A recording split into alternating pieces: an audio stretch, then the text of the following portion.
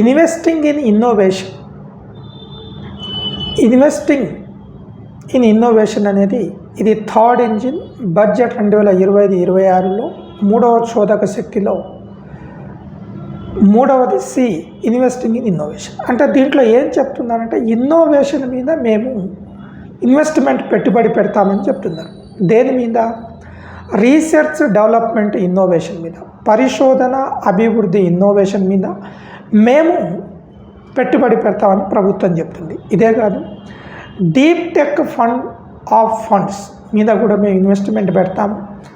Deep tech fund of funds మీద కూడా technology రంగానికి, అంటే కొత్త startup next generation startups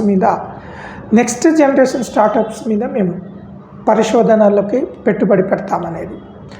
PM research fellowship అని రానున్న 2025 రానున్న రోజుల్లో 25 నుంచి రానున్న 5 years 2030 పిఎం రీసెర్చ్ ఫెలోషిప్ అనేది ఇస్తాము అనేది, దాని మీద ఇన్నోవేషన్ మీద మేము పెట్టుబడి పెడతామని. Gene bank for crops germplasm, అంటే పంటల కోసం పంటల జెమ్ ప్లాజం కోసము మేము ఒక జీనీ బ్యాంక్ని ఏర్పాటు చేస్తాము. అది పబ్లిక్ ప్రైవేట్ రంగంలో ప్రోత్సహిస్తామనేది. ఇదే కాదు, నేషనల్ జియోస్పాటియల్ మిషన్. ఈ నేషనల్ జియోస్పాటియల్ మిషన్ అనేది కూడా ఇంపార్టెంట్.